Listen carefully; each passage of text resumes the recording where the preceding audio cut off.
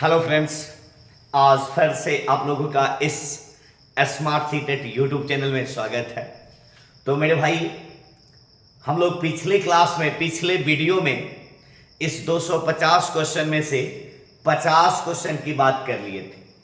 आज हम लोग जो बात करने वाले हैं वह 51 नंबर क्वेश्चन से प्रारंभ करेंगे और देखते हैं कि कहां तक आज हम लोग कर पाते हैं। ठीक है,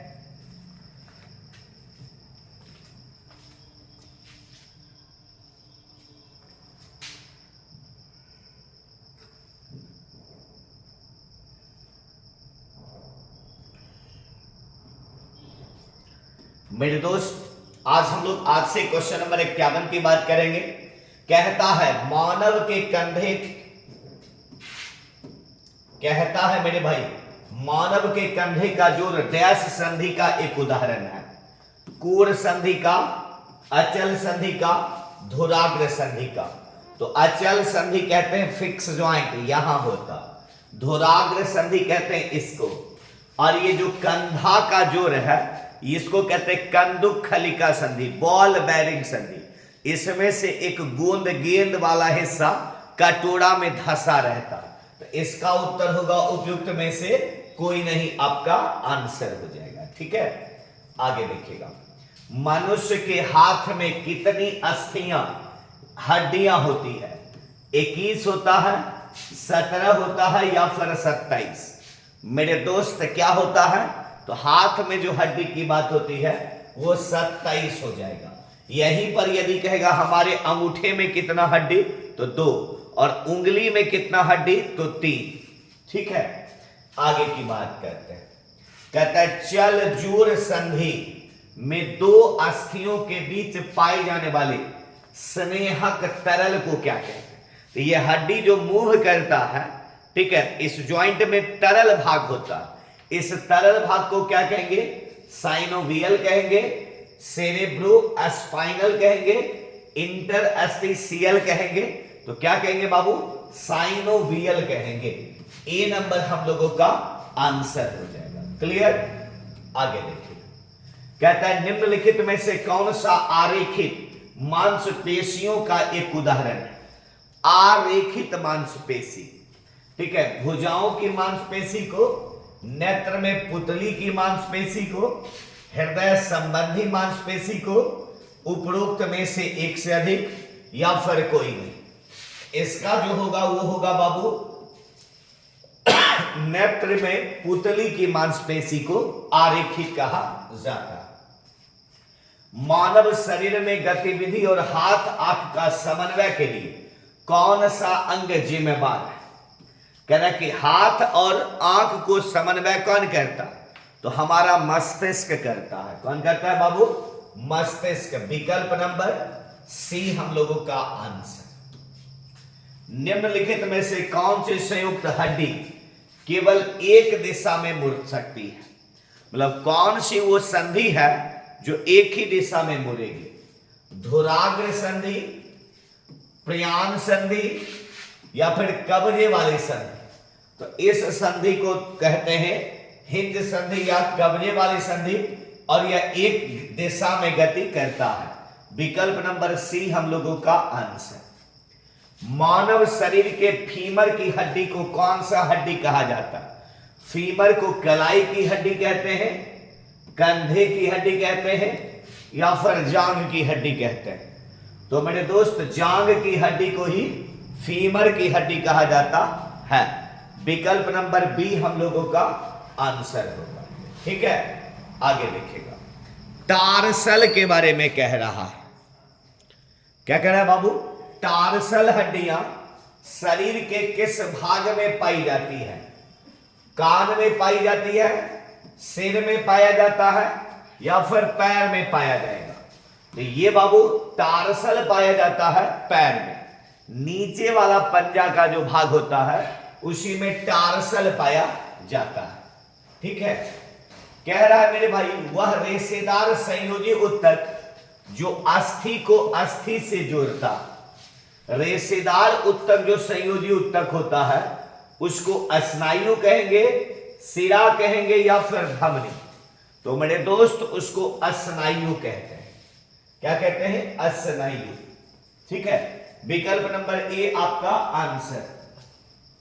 ठीक है, आगे देखिएगा, निम्नलिखित में से कौन सी हड्डी मानव कान का भाग नहीं, मानव कान के भाग के अंतर्गत नहीं आता है।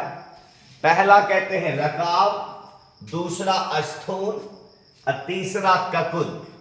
यह तीनों का तीनों कान को आधार देता है। क्या देता है बाबू, आधार। तो इसका आंसर होगा उपरोक्त में से कोई नहीं, ई नंबर हम लोगों का आंसर होगा। कह रहा शरीर की सबसे मजबूत मांसपेशी चवर्णिका पेशी कहां पाया जाता है।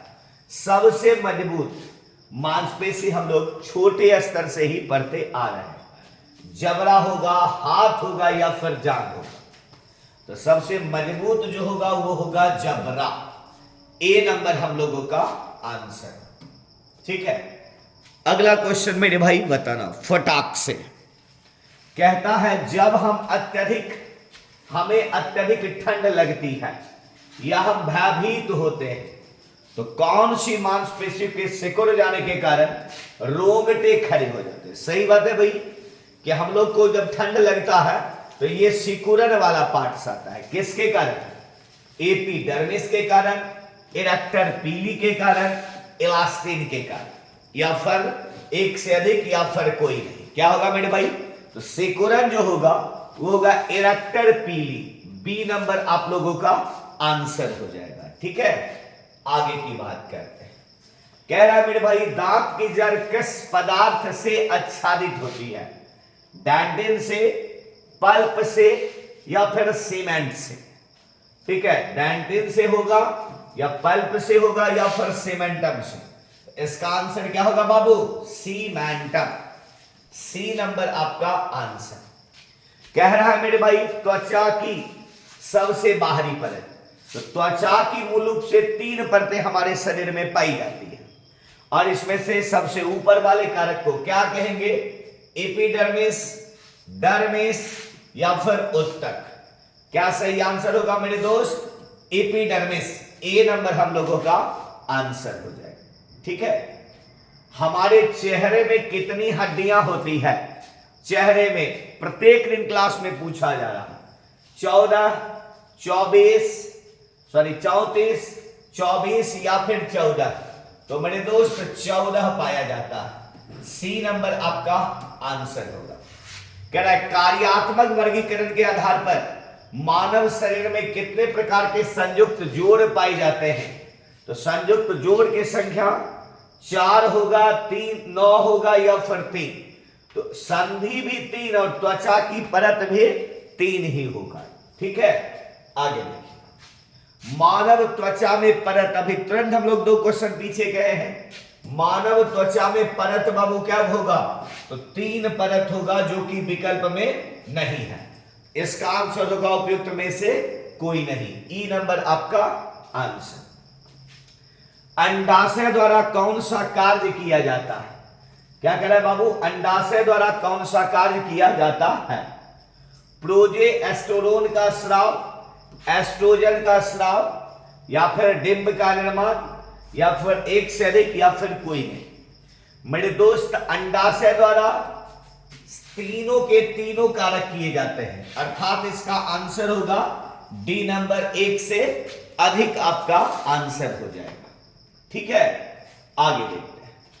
कहता है मेरे दोस्त निम्नलिखित में से किसका पीएच मान 7 से अधिक है। रक्त प्लाज्मा का, सिरका का, गैस्ट्रिक जूस का, एक से अधिक या फिर कोई नहीं। तो रक्त प्लाज्मा का पीएच मान क्या होता है, 7 से अधिक होता है। ठीक है, आगे देखिए। एक सामान्य नेत्र लेंस की नाभिक दूरी, इस क्वेश्चन को ध्यान रखना। 3 प्रकार का, यदि कहेगा न्यूनतम देखने की दूरी तब 25, अधिकतम अनंत। लेकिन जब नाभिक दूरी की बात करेगा तब क्या मारना, ए नंबर 25 देखिएगा और मार के निकल जाइएगा। नाभिक दूरी की बात करेगा तो ये कितना सेंटीमीटर, 2 सेंटीमीटर आपका आंसर। ये तैयारी 1 में भी ये क्वेश्चन पूछा गया है। ठीक है, आगे की बात करते हैं। विटामिन B12 एकदम बपौती बीपीएससी तैयारी का ये बपौती क्वेश्चन हो चुका है, पूछेगा तो यही पूछता है। नियासिन कहेंगे, थायमिन कहेंगे या फिर कोबालामिन।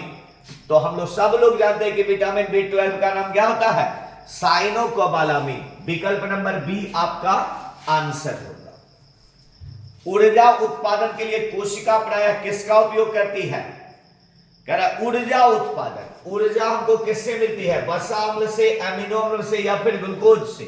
तो सब लोग जानते हैं कि ग्लूकोज लिया जाता है ऊर्जा के लिए। विकल्प नंबर बी हम लोगों का आंसर होगा। पीयूष ग्रंथि का कार्य क्या है, पीयूष ग्रंथि मास्टर ग्रंथि। तो मेरे भाई जितना भी शरीर का कार्य है सब यही करता है, इतने ध्यान रखिएगा। शरीर में चीनी और नमक के स्तर को नियंत्रित करना, सभी अंग में वृद्धि को प्रोत्साहित करना, पुरुष में यौन अंगों को विकसित करना। तो सारा का जब नियंत्रण पीयूष करता है तो ये सारा कारक उसमें आएगा, अर्थात डी नंबर आपका आंसर। उपयुक्त में से एक से अधिक, ये भी आपको +2 में पूछा गया है ये क्वेश्चन। ठीक है, आगे देखिए। मस्तिष्क के कौन सा भाग, ये भी आपके टीआरई 2 में से पूछा गया, कौन से भाग रक्तचाप को नियंत्रित करता है, पॉर्स, मेडुला या फिर सेरेब्रम, रीढ़ की हड्डी, खोपड़ी और सेरेब्रम, रीढ़ की हड्डी, खोपड़ी और हाइपोथैलेमस। तो कौन करेगा बाबू, पॉर्स, मेडुला और सेरेब्रम। ठीक है, विकल्प नंबर ए आपका आंसर कह रहा। अब देखो ये क्वेश्चन थोड़ा उल्टा मिस हो गया। हमारे क्या कह रहा है, भोजन का वह घटक जो हमारे शरीर को कोई पोषक प्रदान नहीं करता।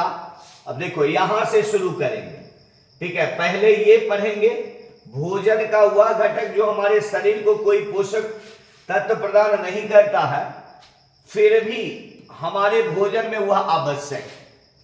तो हमारे भोजन में 5 घटक होते हैं, कार्बोहाइड्रेट, वसा, विटामिन, खनिज लवण और क्या हो गया, 5 घटक होता है। देख, वसा, कार्बोहाइड्रेट, विटामिन, प्रोटीन,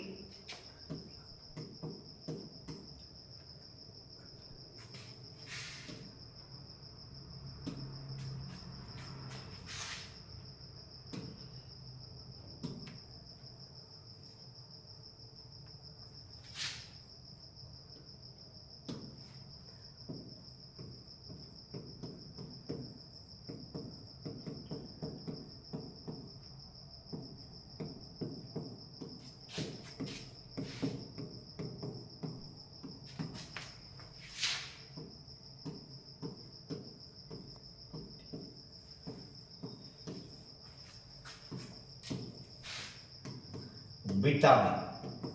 ये 5 कारक के अलावा 2 और कारक है। उसका नाम है बाबू रुक्षांश और दूसरा का नाम है जल। ये दोनों कारक, ये रुक्षांश हमारे शरीर को कोई जो है पोषण नहीं देता, फिर भी जरूरी है। इसका मूल कार्य क्या है कि अपचय भोजन को बाहर निकालता है और भोजन के आयतन को बढ़ाता है। और इसी रुक्षांश का 2 नाम है, एक आहारी रेशा कहते हैं और दूसरा चारा कहते हैं। क्या कहते हैं, चारा। तो इसका आंसर बाबू क्या हो जाएगा, तो इसका आंसर होगा विकल्प नंबर सी आपका आंसर।